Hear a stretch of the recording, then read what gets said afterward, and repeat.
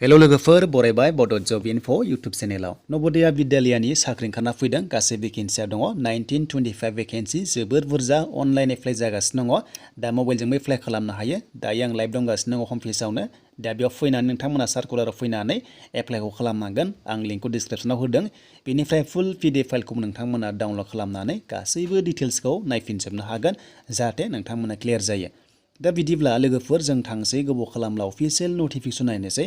जाय नोंथांमोना चेनेलाव फैनानै मोजां मोनो like comment share and subscribe खालामनानै लाबानो जाबाय जाहाथे नोंथांमोना आङो जबनि आपडेट होयोबा थाबैनो मोनहैनाय बायदि अफिशियेल नटिफिकेशन नायनो हागोन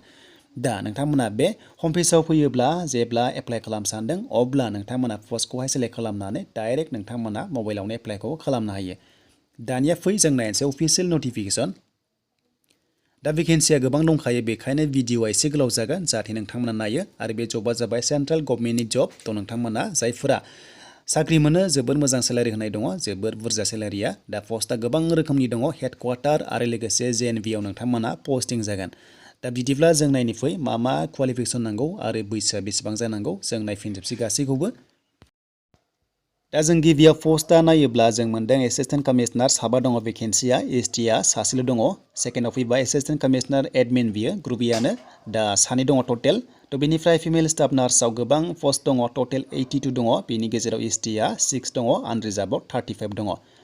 थ' नेक्स्टआव एसिस्टेन्ट सेक्सन अफिसार ग्रुप सि बेयाव टटेल 10 दङ बेनिफ्राय एसटिआ सासे दङ आनरिजार्भआव 6 दङ थ' नेक्स्टआव फैबाय अडिट एसिस्टेन्ट थ' ग्रुप सि बियो दा बेयाव टटेल 11 दङ एसटि सासेल' दङ आरो जुनियर ट्रेन्सलेसन अफिसार दङ बेयाव टटेल 4 दङ बेनिफ्राय एसटिआ 0 मोनदों थ' नोंथांमोना आनरिजार्भ एप्लाइ खालामनो हायो आरो जुनियर इन्जिनियार दङ बेयाव सिभिल स' बेयावहाय टटेल सासेल' दङ जोबोर खम आरो स्टेन'ग्राफार दङ 22 दङ बेनिफ्राय एसटिआ 00 बेनिफ्राय आनरिजार्भआव 10 दङ दानिया जोंहा कम्पिउटार अपारेटराव गासै भेकेन्सिया 4 दङ बेनिफ्राय एसटिआव गैया आनरिजार्भआव सानै दङ दा केटारिं एसिस्टेन्टआवहाय ग्रुप सि बेयाव दङ पस्टआ 87 बेनि गेजेराव एसटिआ 6 दङ आनरिजार्भआव 37 नोंथांमोना एप्लाइ खालामनो हागोन जुनियर सेक्रेटारियेट एसिस्टेन्ट बेयाव दङ पस्टआ टटेल 8 दङ बेनि गेजेराव एसटि 01 दङ आरो लोगोसे बेयाव सेम पस्टआनो दङ नाथाय बेयाव भेकेन्सिया बारा बेनो जाबाय 622 आरो एसटिआ 46 दङ आनरिजार्भआवहाय 254 आरो बे जाबाय जेएनभिआव नोंथांमोना लकेलावनो पस्टिं जागोन जायफोरा एलिजिबल जायोबा नोंथांमोना साख्रिखौ मोननाय जायोब्ला दानिया जोंहा नेक्स्टआव थांसै इलेक्ट्रिशियान कुम प्लाम्बार स' बेयाव नोंथांमोननि भेकेन्सिया दङ जोबोर बुरजा बेनो जाबाय 273 बेनिफ्राय एसटिआव 20 दङ आरो लोगोसे आनरिजार्भ 113 दङ बेयाव बाहागो लानो हागोन जायफ्रा एलिजिबल जायो दा बेसेबां क्वालिफिकेसन नांगौ आं नोंथांमोननो डिटेल्सखौ होगासिनो दङ बेखायनो भिडिअखौ नोंथांमोना जोबजासिम नायलां अब्लानो बुजिगोन दा लेब एटेन्डेन्ट बेयाव दङ एसटि 10 दङ गासै टटेल पस्टआ 142 बेनिफ्राय आनरिजार्भआव 59 दङ आरो लोगोसे मेस हेल्पार दा बेयाव 47 एसटि दङ बेनिफ्राय टटेल भेकेन्सिया 629 आरो लोगोसे आनरिजार्भआव 257 एमटिएस थ' नोंथांमोना एमटिएसआव एप्लाइ खालामनो हागोन बेनो जाबाय माल्टि टास्किं स्टाफ होनना बुङो 23 दङ टटेल बेनिफ्राय एसटिआव सासे दङ बेनिफ्राय दानिया जोंहा बेयाव क्राइटेरियाखौ नायनोसै जे बेसेबां फरायनाय आरो बैसोआ बेसेबां नांगौ नोंथांमोना स्किल पेखौ नायना लादो लेभेल 12 सिम दङ जोबोर बुरजा सेलारि मोननाय जायो दा बेयाव जोंहा एसिस्टेन्ट कमिशनाराव जोंहा एप्लाइ खालामबा दा जोंनिया मास्टार डिग्री खालामनाय जानांगोन हिउमेनिटिस एबा साइन्सनिफ्राय बा कमार्सनिफ्राय दङब्ला बे पस्टआव एप्लाइखौ खालामनो हागोन आरो नोंथांमोननि बैसोआ 18 निफ्राय 45 इयार्ससिम एप्लाइखौ खालामनो हागोन दा 78,000 निफ्राय जागायनानै 2 लाखसिम दङ जोबोद बुरजा सेलारि मोननाय जायो दा जायफ्रा एलिजिबल जायो नोंथांमोना एप्लाइखौ खालामबानो जाबाय आरोबाव नोंथांमोना मोनबावदों एसिस्टेन्ट कमिशनाराव दा बेयावबो जोंहा बैसोआ 45 इयार्ससिम बेनिफ्राय बेयाव ग्रेजुवेट जानाय लोगो लोगो एप्लाइ खालामनो हागोन बेनिफ्राय जायफोरा एक्सपिरियेन्स दङ बांसिन चान्स मोननाय जागोन बेयाव थ' बेनिफ्राय फिमेल स्टाफ नार्सआव दा स्टाफ नार्सआव ओरैबायदि जानांगौ एचएस पास खालामनांगोन बेनिफ्राय बे गैयाबा आरोबाव 3 इयार्स डिप्ल'मा बा सार्टिफिकेट इन नार्सिं दङबा नोंथांमोना एप्लाइ खालामनो हागोन आरोबाव बे गैयाबा बिएससि नार्सिं पास खालामनायबाबो जागोन बेनिफ्राय नोंथांमोना नार्सिं काउन्सिलजों स्टेटनिजों रेजिस्टार जानाय जानांगौ अब्लासो एप्लाइखौ खालामनो हागोन आरो लोगोसे प्रेक्टिकेल एक्सपिरियेन्स अफ 2 इयार्स नोंथांमोना हस्पिटालाव मावनाय दङब्लासो बे पस्टआव एप्लाइखौ खालामनो हागोन बेजों लोगोसे जायफोरा नोंथांमोना रिजनेल लेंगुवेज एबा इंलिश हिन्दी रोंनाय जानांगौ अब्ला बांसिन चान्सखौ मोननाय जाबावगोन डिजिरेबल अके अब्लाबो नोंथांमोना एप्लाइखौ खालामनो हायो जायफोरा एक्सपिरियेन्स दङ थ' बेनिफ्राय एसिस्टेन्ट सेक्सन अफिसार एप्लाइ खालामबा डिग्री पास खालामनांगौ जायखिजाया बेयाव स्ट्रिम गैया बेनिफ्राय नलेज अफ कम्पिउटार अपारेसन नोंथांमोना रोंनाय जानांगौ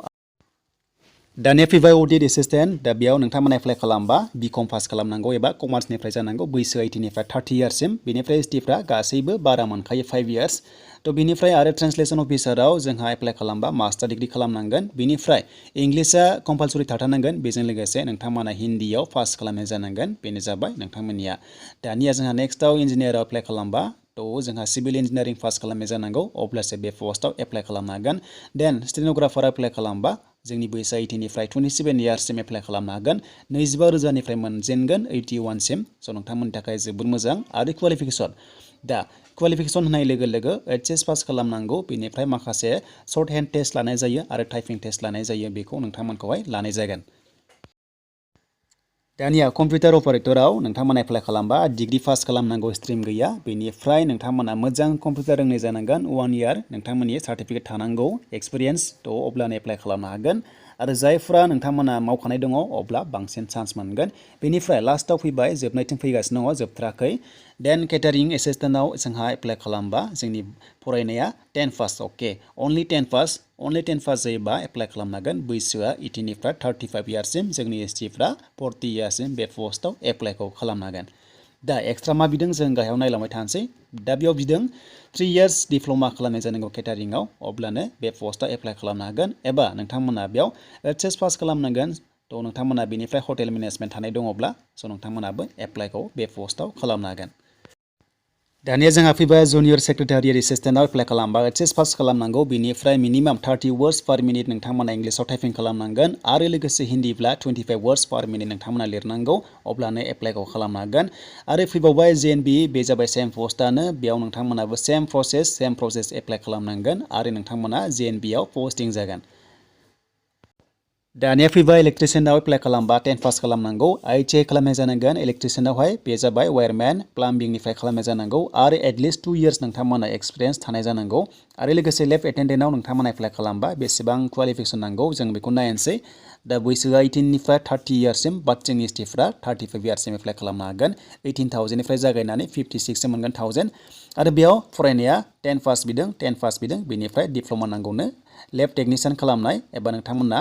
डिप्ल'मा लानाय आरो लोगोसेबो गैयाब्ला एचएस पास जाबाबो जागोन साइन्स स्ट्रिमा बेयाव एप्लाइ खालामनो हागोन स' नोंथांमोना एप्लाइ खालामनो हागोन बेयाव डिप्ल'मा गैयाखै जायफ्रा साइन्सनिफ्राय एचएस पास दानिया फैबाय जोंहा मेथ्स हेल्पाराव दा हेल्पाराव एप्लाइ खालामबा 10 पास खालामनानै एप्लाइ खालामनो हागोन दा स्टार्टिं सेलेरिया जाबाय 18,000 निफ्राय 56 बेयावबो 18 निफ्राय 35 इयार्ससिम जोंनि एसटिफ्रा एप्लाइखौ खालामनो हागोन दा एमटिएस होनाय लोगो लोगो जोंनि बैसोआ 18 निफ्राय 35 इयार्ससिम एसटिफ्रा बेनिफ्राय फरायनाया अनलि 10 पास जानाय लोगो लोगो एप्लाइखौ खालामनो हागोन दा लोगोफोर आं जेसेबां नोंथांमोननो खिथादों गासैबो पस्टआवनो बैसोआ 5 इयार्स बाराब्लाबो जों एप्लाइ खालामनो हागोन जेराव 45 दङ बेयाव 50 सिम हागोन जेराव 30 दङ 35 सिम हागोन आरो जेराव 20 दङ 25 सिम हागोन नोंथांमोना पस्ट लाइ पस्ट नायै एप्लाइखौ खालामबानो जाबाय दा सिलेक्शन प्रसिडिउर होनाय लोगो लोगो फार्स्टआव एग्जाम जागोन बेनिफ्राय स्किल टेस्ट लानाय जागोन नोंथांमोनखौहाय पस्ट लाइ पस्ट स्किल टेस्ट जागोन बेनिफ्राय एमटिएसफोराव जाया लेब एटेन्डेन्टफोराव जाया दा बेनिफ्राय जायफ्रा गिदिर पस्ट बेयाव माखासे स्किल टेस्ट लानाय जागोन जेरै स्टेन'ग्राफार दङ बेनिफ्राय माखासे गोबां रोखोमनि भेकेन्सि दंमोन गिदिर लेभेलाव थ' नोंथांमोनखौहाय लानाय जागोन माखासे स्किल टेस्ट दा फार्स्टआव एग्जाम जागोन नालाय बेखायनो एग्जाम सिटिसा जाहैबाय गुवाहाटि दङ बेनिफ्राय शिलं दङ स' नोंथांमोना जेराव खाथि बेयावनो होनो हागोन बेखौ सेलेक्ट खालामबानो जाबाय जेब्ला एप्लाइ खालामगोन स' दानिया सिलेबास बेनिफ्राय एग्जामनि डिउरेसन आरो लोगोसे बेसेबां नाम्बार जागोन दा बे पस्ट लाइ पस्ट जागोन दा एमटिएसफोराव खम जायो दा बेनिफ्राय हमना ला बेयाव रिजनिं दङ बेनिफ्राय निउमेरिकेल दङ जिके दङ इंलिश दङ बेखौ नायै नोंथांमोना एप्लाइ खालामबानो जाबाय आरो जेरावनोखि इलिजिबोल जायो बेयावनो एप्लाइ खालाम बेनिफ्राय एग्जामा माखासे टटेल मार्क्सआ आलदा जागोन जेरै 150 थागोन बेनिफ्राय 130 दङ 120 दङ बेबायदि भेकेन्सि लाइ भेकेन्सि जागोन आरो दा पस्ट लाइ पस्ट नोंथांमोना एग्जामखौ होनांगौ स्टेज 1 एन्ड स्टेज 2 बाट नोंथांमोना एमटिएसफोराव एप्लाइ खालामबा स्टेज 1 एग्जाम जागोन बेनिफ्राय माखासे इन्टारभिउ गैला दा गिदिर पस्टआ मोननै मोनथाम दङ एग्जामा हमना ला स्किल टेस्ट दङ बेनिफ्राय पार्सनेल इन्टारभिउ थायो बेखौ नोंथांमोना गोसोआव लाबानो जाबाय दा एग्जाम फिस स' एग्जाम फिस दङ एग्जाम फिस खालामनांगोन होनांगोन दा एग्जाम फिस होनाय लोगो लोगो जोंहा 750 एमटिएस पस्टआव बेनिफ्राय बाखि पस्टआव एसे बारा दङ दा एमटिएसआव एप्लाइ खालामबा जोंहा 750 पे खालामनांगौ आरो लोगोसे जोंहा गिदिर लेभेलाव जोंहा 1500 दङ 2000 दङ बेबायदि गोबां रोखोमनि दङ स' नोंथांमोना नायै जेराव इलिजिबोल जाबाय बेयावनो एप्लाइखौ खालामदो दा एप्लाइनि लास्ट डेटआ जाहैबाय 10 फेब्रुवारिसिम थागोन 10 फेब्रुवारिसिम नोंथांमोना एप्लाइखौ खालामबाय थानो हागोन मबाइलाव एप्लाइ खालामनो हागोन बेनिफ्राय नोंथांमोना जायखिजाया प्रसेसआव एप्लाइखौ खालामनो हागोन